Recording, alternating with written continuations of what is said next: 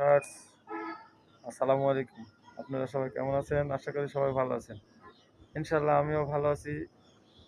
তো আজকে আপনাদেরকে আমার একটা নতুন ভিডিওতে আপনাদেরকে সবাইকে স্বাগতম।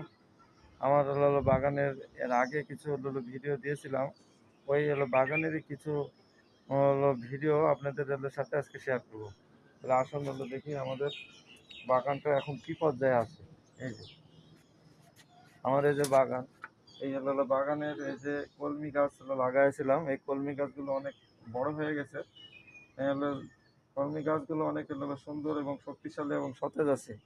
এবং এই গাছগুলো আমাদের এই শাকগুলো, কলমি শাকগুলো আমাদেরকে কিছুদিনের পরে হারভেস্ট করতে হবে। তো এই গাছগুলো বাসায় টপে কিংবা বাড়ির আঙিনায় যদি কেউ বাসায় চাষ করে, তো বিক্রি না হলেও বাড়ির অন্তত খাওয়া হয়। এই জন্য আমি সাজেস্ট করব যাদের বাসায় অল্প বাড়ির আঙিনায় কিছু জায়গা আছে বা একটা ছাদ আছে বা কোনো কি জায়গা আছে, তো সেখানে সবাই ইচ্ছে করলে এরকম টব কিংবা বাড়ির আঙিনায় এভাবে চাষ করে অন্তত বাড়ির চাহিদা পূরণ করা যায়। তো আপনারা সবাই চেষ্টা করবেন এভাবে। আর এই যে আমার হলো তরই গাছটা অনেক ছোট ছিল। আমি এর আগের ভিডিওতে দিয়েছিলাম। এই তরই গাছটা অনেক বড় হয়ে গেছে।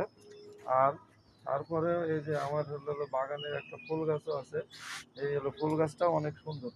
এই ফুল গাছটা দেখছেন কত সুন্দর সুন্দর গোলাপি ফুল ফুটে আছে, যা আপনার বাড়িকে আরো আকর্ষণীয় এবং সুন্দর করে তুলবে।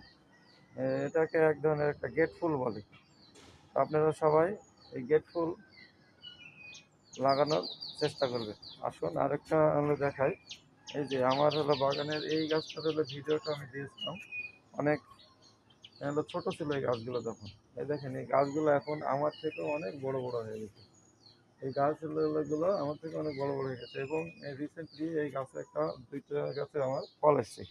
এই যে এই ফল এসছে, এই ফল দুইটা গাছে আমার ফল এসছে এবং এই তিনটা গাছে এখনো আসেনি, তবে রিসেন্টলি আশা করছি চলে আসবে।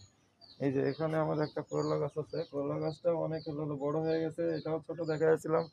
ইনশাল্লাহ এই যে ফুল এসেছে, ইনশাল্লাহ খুব দ্রুতই ফল আসবে। আর আরেকটা আমার এই যে সব থেকে বেশি আকর্ষণীয় গাছ ছিল আমার এই বাগানের এই ঢেঁড়স গাছটা। ঢেঁড়স গাছটা অনেক ছোট ছোট ছিল এবং অনেক সতেজ ছিল।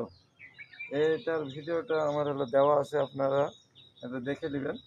আর এই ভিডিওতে আপনাদেরকে দেখাচ্ছি, এই দেখেন ওই ছোট্ট গাছগুলো এখন কত বড় বড় হয়ে গেছে। আর এই গাছের ঢেঁড়সও চলে আসছে।